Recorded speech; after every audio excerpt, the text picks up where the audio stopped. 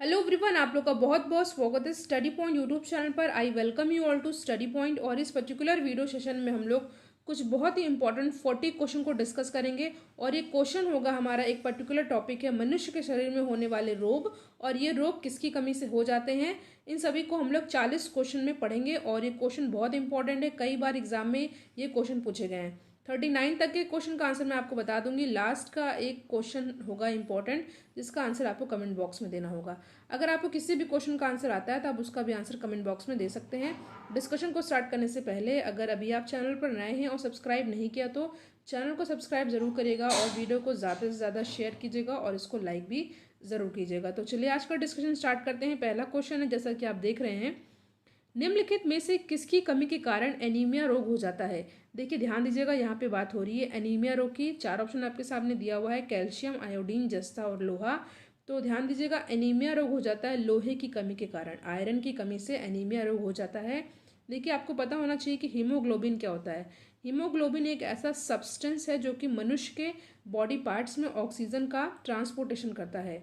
ठीक है, तो चलिए नेक्स्ट क्वेश्चन पर आते हैं हम लोग। क्वेश्चन है, इंपॉर्टेंट क्वेश्चन है, टाइफाइड से शरीर का कौन सा अंग प्रभावित होता है। टाइफाइड से शरीर का कौन सा अंग इफेक्टेड होता है। There is 4 option given and the correct answer is आंत। ठीक है, option A is our correct answer. अगला प्रश्न है, सिफिलिस किस से होता है। 4 ऑप्शन है, विषाणु, जीवाणु, कवक या शैवाल। And the correct answer is जीवाणु। ठीक है, इंपॉर्टेंट क्वेश्चन है, ये क्वेश्चन एग्जाम में कई बार पूछा भी गया है। अगला प्रश्न है आपके सामने, पीलिया रोग किसके संक्रमण के कारण होता है। तो पीलिया रोग होता है यकृत के संक्रमण में। जब यहाँ पे इन्फेक्शन हो जाता है तो पीलिया रोग हो जाता है। तो ऑप्शन ए हो जाएगा हमारा करेक्ट आंसर। यकृत को इंग्लिश में बोलते हैं लीवर। ठीक है, जब लीवर इन्फेक्टेड हो जाता है तो मनुष्य को पीलिया रोग हो जाता है। ठीक है, अगला प्रश्न है आपके सामने, निम्नलिखित में से कौन पोलियो रोग का कारण है। तो वायरस। ठीक है, पोलियो जो रोग है ये वायरस के कारण होता है। ठीक है, ऑप्शन बी हो जाएगा हमारा करेक्ट आंसर। नेक्स्ट क्वेश्चन है आपके सामने, एलिसा टेस्ट किस रोग के जांच के लिए किया जाता है। बहुत इंपॉर्टेंट क्वेश्चन है, कई बार एग्जाम में पूछा गया है और इस क्वेश्चन का करेक्ट आंसर हो जाएगा ऑप्शन डी, एड्स। ठीक है, एड्स की बात आती है तो एड्स जो है आपका AIDS, इसका आपको फुल फॉर्म पता होना चाहिए। तो ये होता है एक्वायर्ड इम्यूनो डिफिशियंसी सिंड्रोम। ठीक है, और ये एड्स के, अगर किसी इंसान को एड्स हो गया है तो इसका टेस्ट जो होता है उस टेस्ट का नाम क्या है, ये है एलिसा टेस्ट। ठीक है, ऑप्शन डी हो जाएगा हमारा करेक्ट आंसर। अगला प्रश्न आपके सामने, मलेरिया रोग किसे प्रभावित करता है। तो मलेरिया रोग प्रभावित करता है प्लीहा को।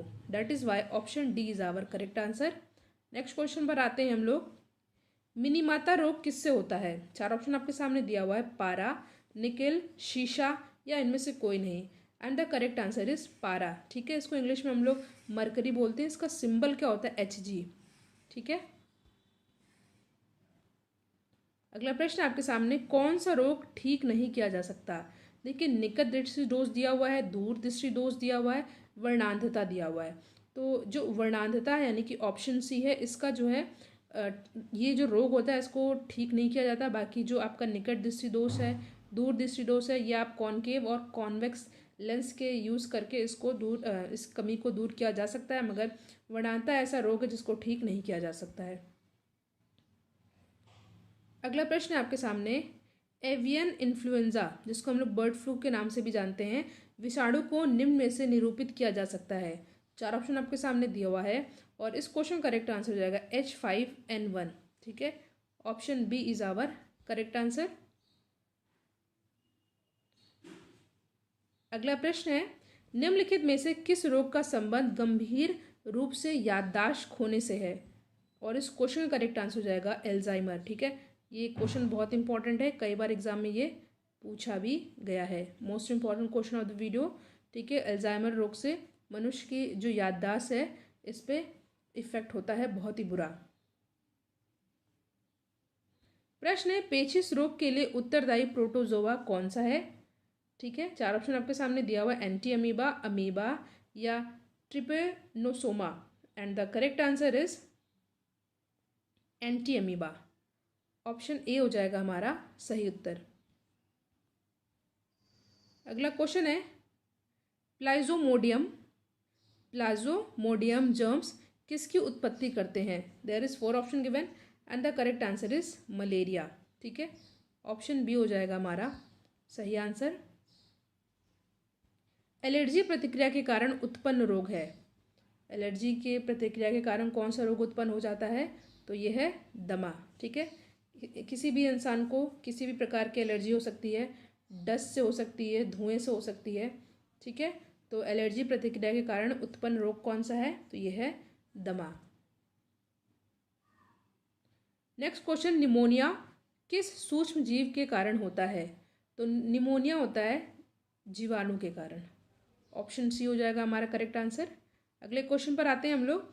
निम्नलिखित में से किस विटामिन के कारण मसूड़ों से खून आने लगता है और दांत हिलने लगते हैं? ठीक है, 4 ऑप्शन आपके सामने दिया हुआ, vitamin B, vitamin C, vitamin B या विटामिन ए। और इस क्वेश्चन का करेक्ट आंसर हो जाएगा विटामिन सी। याद रखिएगा।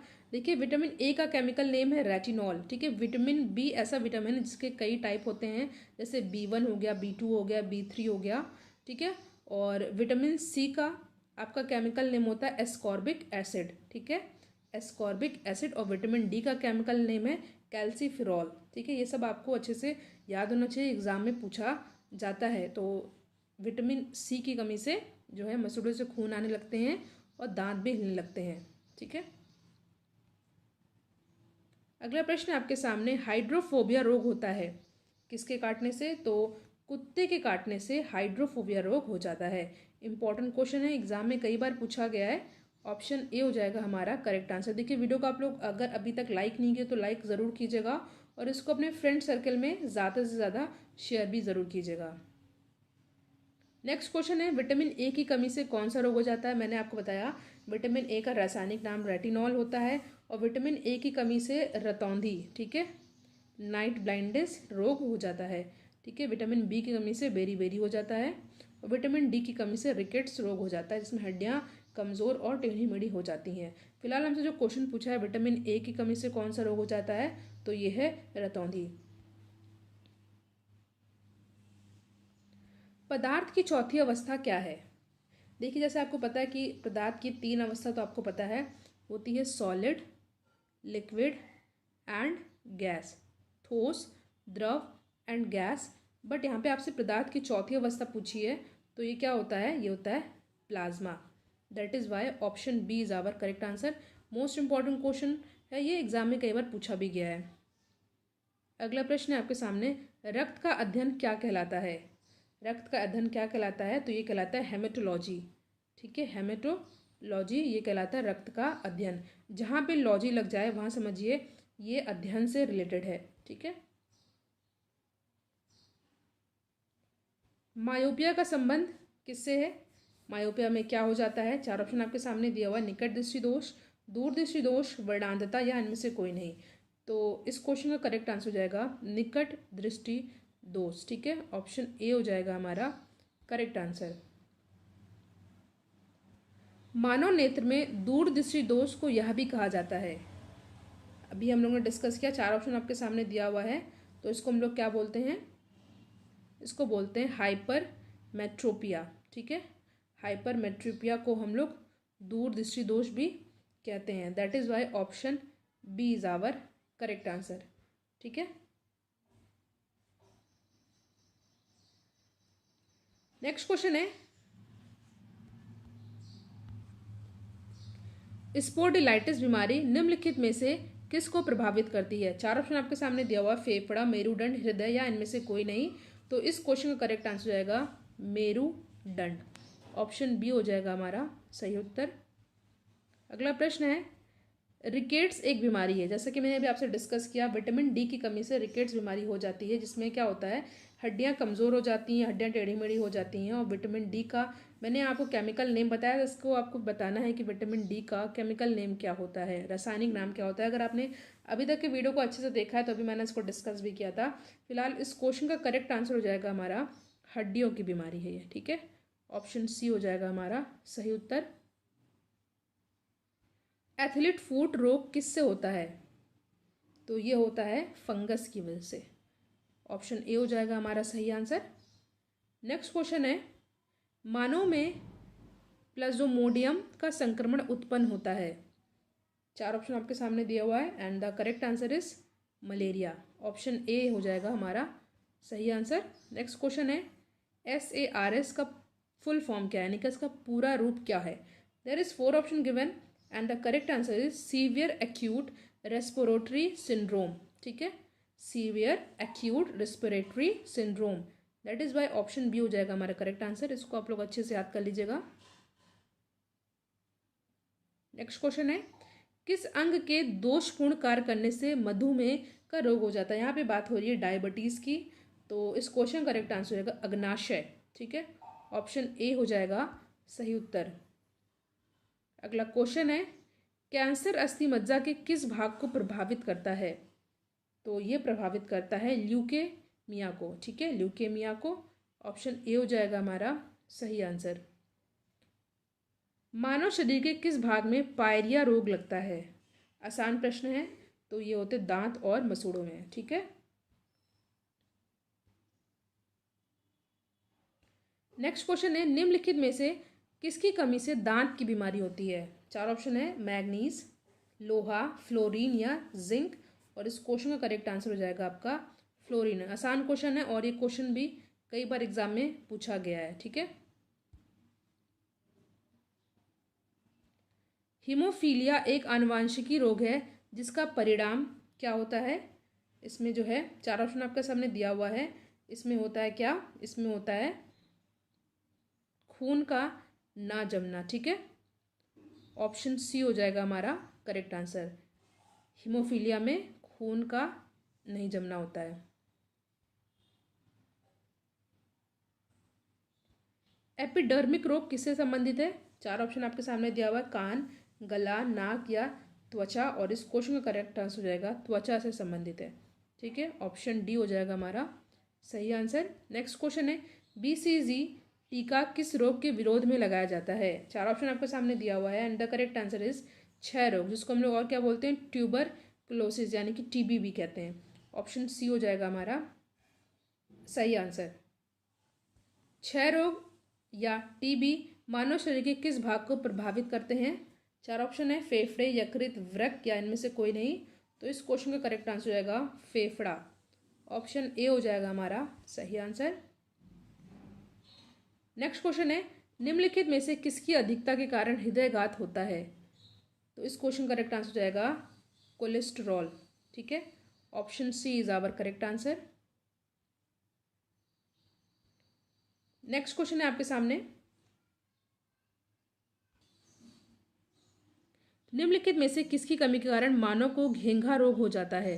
4 ऑप्शन आपके सामने दिया हुआ है, तो आसान प्रश्न है ये। आयोडीन की कमी से, ठीक है, आयोडीन की कमी से मनुष्य के शरीर में घेंघा रोग हो जाता है, ठीक है। Option C is our correct answer. Filaria रोग किससे उत्पन्न होता है? तो ये उत्पन्न होता है कृमि के कारण, ठीक है। ऑप्शन डी हो जाएगा हमारा सही आंसर। नेक्स्ट क्वेश्चन है, इंपॉर्टेंट है, कई बार एग्जाम में पूछा गया है, विडाल टेस्ट किस रोग की संभावना की जांच के लिए किया जाता है? एग्जाम में क्वेश्चन कई बार पूछा गया है। तो टाइफाइड का पता लगाने के लिए, मनुष्य को टाइफाइड हुआ है या नहीं हुआ है, इसके लिए विडाल टेस्ट किया जाता है, ठीक है। अभी मैंने आपसे डिस्कस किया था एलिसा टेस्ट किसके लिए किया जाता है, इसका भी आंसर आपको कमेंट बॉक्स में देना है, मैंने आपको स्टार्टिंग में ये डिस्कस किया था। तो फिलहाल इस क्वेश्चन का करेक्ट आंसर हो जाएगा ऑप्शन सी, ठीक है। विडाल टेस्ट टाइफाइड की रोग की संभावना की जाँच के लिए किया जाता है। लास्ट क्वेश्चन, जैसा कि मैंने आपसे कहा था कि लास्ट क्वेश्चन आपको कमेंट बॉक्स में इसका आंसर देना होगा, MMR का टीका किस रोग में दिया जाता है? 4 ऑप्शन है, खसरा, गलसुआ, रुबेला या उपयुक्त तीनों। ठीक है। और देखिए, अगर आपको इसका पीडीएफ चाहिए तो आप टेलीग्राम चैनल से जुड़ करके इसका पीडीएफ भी वहाँ से डाउनलोड कर सकते हैं। वहाँ पे इसका आंसर भी आपको मिल जाएगा। तो thank you so much for watching. Video को आप लोग लाइक ज़रूर कीजिएगा और इसको ज़्यादा से ज़्यादा शेयर कीजिएगा। Thank you.